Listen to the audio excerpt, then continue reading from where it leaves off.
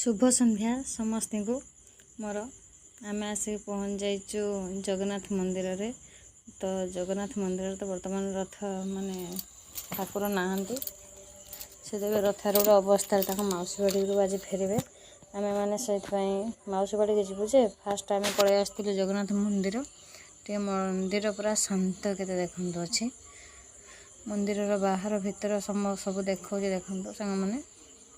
जदि एटा भद्रक जिलार लोक देखुवे एटा कौ मंदिर कमेंट माध्यम कहे देखु मंदिर पूरा केमी भीतर केमी देखा तो मंदिर तो ठाकुर ना से पहड़ पड़ी तो मंदिर नहांती ठाकुर से मौसी घर तो जाते 9 दिन धरी आज फेरबे आज बाहुड़ा यात्रा बाहुड़े आज निज घर को मौसी मंदिर रथर जाते बाहुड़ा फेरबे 9 दिन पर मो पुओ झील ता बाबा सब पूरा बुले मो पुओ खाली जगा जगा हो तो आम जा मौसी मंदिर पाखक देखा केमी ठाकुर रथरे आसुँच फाइनाल आम आसी पहुँची गलु मौसी मंदिर पाखर चलते देखा ठाकुर रथरे विजय करमी दिशुंट आते लोक देखिए बहुत भीड़ आम तो पाखक बहुत कष्ट गला माँ झी आगे चलचे बापा पुओ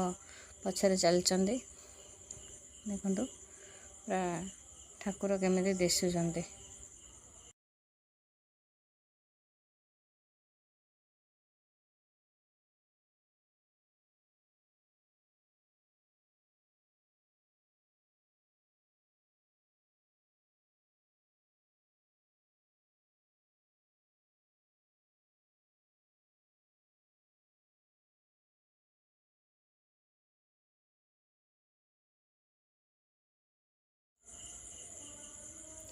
पूरा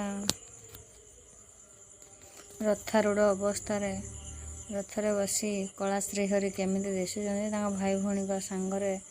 रथरे यात्रा करुँच बाहुड़ुंट निज घर को मौसी घर को जाइए निज घर को बाहुड़ुंट देखु पूरा केमी पूरा लोक जन गहली आम तो रथ टाणिया पाखक जाइलु जे कि बहुत भीड़ छोट छुआ थी ना आम रथ टाणी पकड़लु खाली रथ दौड़ी छुई पलि आसिलु आमती दिशुंट देखु मैंने तर मो झील फाइनाल गुपचुप खाइला खाई सारापर आम घर को जा छुआ मान तो आसला माने खाइबे किसी ना कि भी खाइली खाई सारापर आम घर को फेरिलु। जदि मो वीडियो भल लगे लाइक कमेंट शेयर सब्सक्राइब करेंगे।